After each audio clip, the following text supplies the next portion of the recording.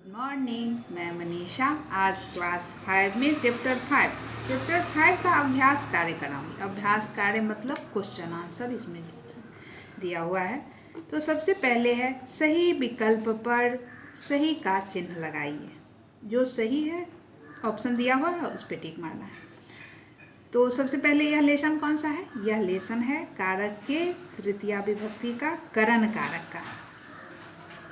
तो करण कारक में क्या होता है? अश्वेन अश्वाभ्याम अश्वैः, रामेन रामाभ्याम रामैः। तो इसमें इसी तीनों रूपों में से एक वचन का रहेगा तो एक वचन का, द्विवचन का रहेगा तो द्विवचन का, और बहुवचन का रहेगा तो बहुवचन का भरेंगे। तो सबसे पहले है पथिकः गच्छति। यह एक वचन का करता है तो क्रिया भी एक वचन का है। तो यहाँ अश्वेन घोड़े से, यह भी एक वचन का हो जाएगा, एक घोड़े से। पथिकः अश्वेन गच्छति। दूसरा वयम नेत्राभ्याम बालकान पश्यामः, यहाँ नेत्राभ्याम हो जाएगा। तीसरा में बालकाः कन्दुकेन क्रीडन्ति, लड़के गेंद से खेलते हैं। एक बात ध्यान दीजिए कि अगर कर्ता प्रथम पुरुष एक वचन का रहेगा तो क्रिया भी प्रथम पुरुष एक वचन का ही होगा सभी में। और फिर मध्यम पुरुष का रहेगा तो मध्यम पुरुष का, उत्तम पुरुष का रहेगा कर्ता तो उत्तम पुरुष का ही क्रिया। अगर कर्ता और क्रिया सही रहेगा, एक दूसरे से सुटेबल रहेगा, तो वह सेंटेंस 100% सही होगा। अब यहाँ अगला क्वेश्चन भी देखिए, इसी पे डिपेंडेंट क्वेश्चन है। इस चीज़ को हमेशा ध्यान रखना है। उस लाइन को मैंने वेरी वेरी इंपॉर्टेंट करके रिवीजन में भी पढ़ाया था, बार बार पढ़ाया था। तो यहाँ देखिए, सही वाक्य पर सही तथा गलत कथन पर गलत का चिन्ह लगाइए। यहाँ सेंटेंस दिया हुआ है, उस सेंटेंस में कौन सा सही है और कौन गलत, यहाँ टिक मारना है। तो सबसे पहला है वयम हस्ताभ्याम चलामः। हम लोग वयम हस्ताभ्याम चलामः, हम लोग हाथ से चलते हैं। नहीं, हम लोग तो पाँव से चलते हैं ना, तो पादाभ्याम चलामः। तो ये सेंटेंस क्या हो गया? गलत। बालकाः शत्रुभिः सह क्रीडन्ति। बालकाः लड़के शत्रु के साथ खेलते हैं, तो यह भी गलती। लड़के किसके साथ खेलते हैं? मित्र के साथ। ते वेगेन धावन्ति, वे तेज दौड़ते हैं, सही है। तुम कर्णाभ्याम शृणोसि, तुम कान से सुनते हो, सही है। पथिकः अश्वेन धावति, यात्री घोड़े से दौड़ते हैं, सही है। देखिए यहाँ इस सेंटेंस में हम लोग हस्ताभ्याम चलामः, हम लोग हाथ से नहीं पाँव से चलते हैं, तो ये सेंटेंस गलत है। बालकाः शत्रुभिः सह क्रीडन्ति, बच्चे मित्र के साथ खेलेंगे ना, तो यह भी गलत है। ते वेगेन धावन्ति, वे तेज दौड़ते हैं, यह सही है। तुम कर्णाभ्याम शृणोसि, तुम कान से सुनते हो, सही है। पथिकः अश्वेन धावति, यात्री घोड़े से दौड़ता है। घोड़े से दौड़ेगा नहीं, घोड़ा दौड़ेगा या फिर यात्री दौड़ेगा, तो यहाँ अश्वेन नहीं होगा, यहाँ ये गलत हो गया। अब नेक्स्ट क्वेश्चन देखिए, क्वेश्चन नंबर 3 में निम्नलिखित वाक्यों का संस्कृत में अनुवाद कीजिए। यहाँ सेंटेंस हिंदी में दिया हुआ है, उसका संस्कृत अनुवाद करना है। वैसे तो ये क्वेश्चन आप लोग खुद से बनाते हैं, लेकिन फिर भी मैं बता दे रही हूँ। आप लोग अपनी कॉपी एक बार ट्राई यहाँ बुक में भर लीजिएगा, उसके बाद कॉपी पे इसको उतार लीजिएगा, हिंदी वाले को और संस्कृत वाले को भी। उसके बाद खुद से बनाने का कोशिश कीजिएगा। ये सबसे पहले अनुवाद बनाने के लिए क्या ज़रूरी है? वर्ड मीनिंग, सभी शब्दों का मीनिंग आना। तो अगर आपको सभी का मीनिंग आएगा तो आप इजी वे में बना लेंगे उसका अनुवाद। तो और आप जो कारक पढ़ेंगे, जो भी कारक पढ़ रहे हैं, उसको ध्यान में रख कर के बनाएंगे। तो देखिए, हम सब दो आँखों से देखते हैं। तो सबसे पहले देखना है हम सब देखते हैं, तो हम सब का क्या हो जाएगा? हम सब। वयम देखते हैं, पश्यामः, यह उत्तम पुरुष बहुवचन का करता है, तो उत्तम पुरुष बहुवचन की ही क्रिया का प्रयोग होगा। तो वयम पश्यामः।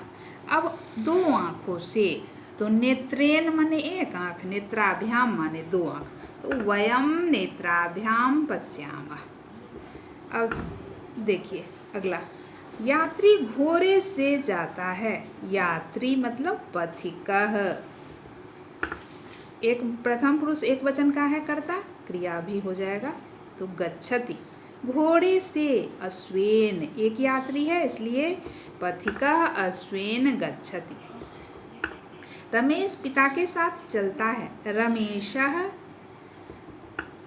जनकेन सह, पिता के मतलब जनकेन, एक पिता तो जनकेन, साथ सह। चलता है चलति। रमेशः जनकेन सह चलति। हम दोनों हाथों से नमस्कार करते हैं। हम का हो जाएगा वयम, नमस्कार करते हैं नमामः, दोनों हाथों से, हस्ताभ्याम। वयम हस्ताभ्याम नमामः। नेक्स्ट देखिए, गांव के लोग गाड़ी से आते हैं। ग्रामीणाः शकटैः आगच्छन्ति। बहुवचन का प्रयोग होगा, अनेक, गांव के सारे लोग बहुत सारे गाड़ी से आते हैं इसलिए कर्ता भी बहुवचन, क्रिया भी बहुवचन। अब देखिए वही क्वेश्चन फिर से है, लेकिन यहाँ पर संस्कृत दिया हुआ है और उसका हिंदी मीनिंग का, हिंदी अनुवाद करना है। तो देख लीजिए, निम्नलिखित वाक्यों का हिंदी में अनुवाद कीजिए। ते कंदुकै क्रीडन्ति।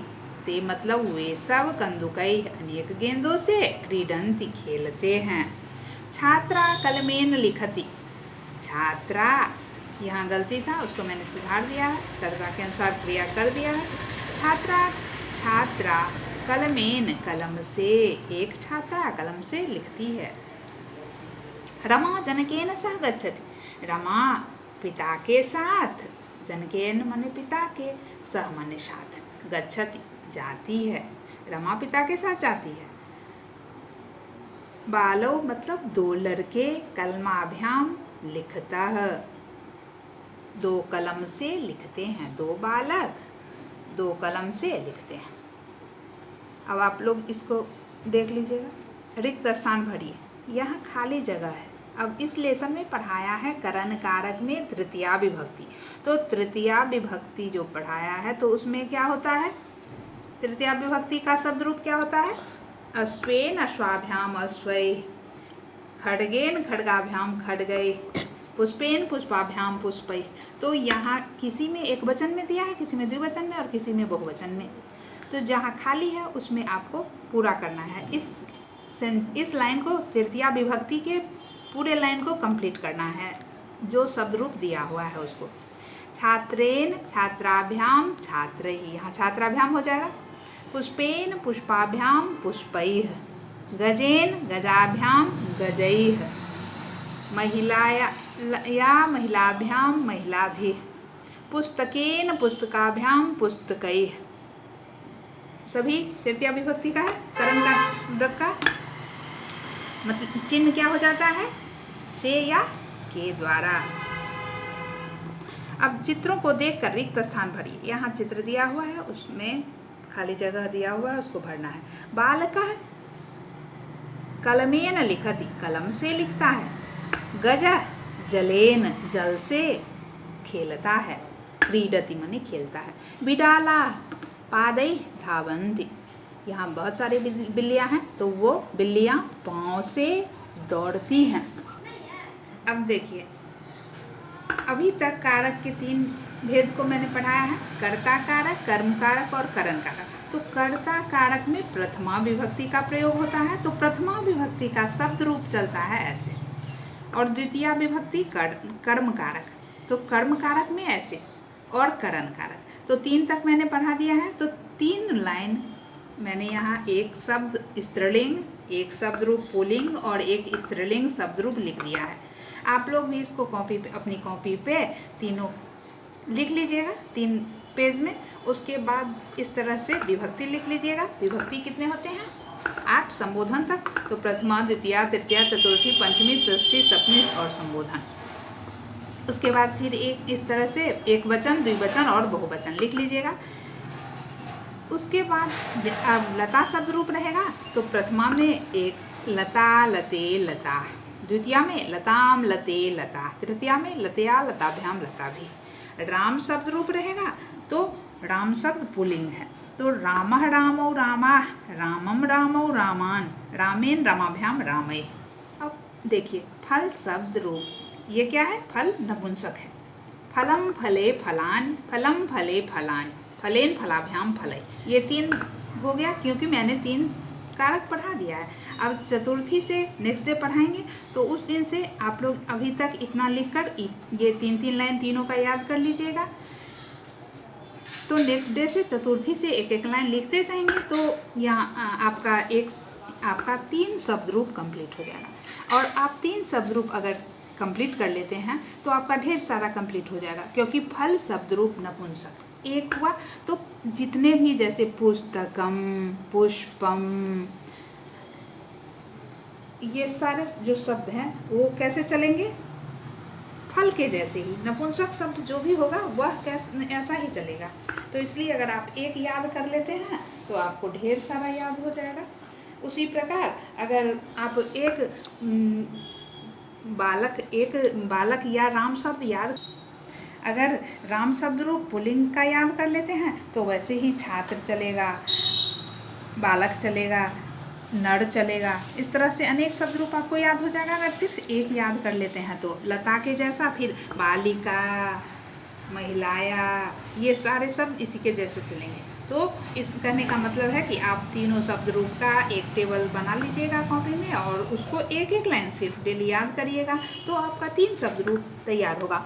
स्त्रीलिंग, पुल्लिंग और नपुंसक। अगर तीनों शब्द रूप तैयार हो जाता है तो फिर आपके ढेर सारे शब्द रूप तैयार हो जाएंगे। Okay bye.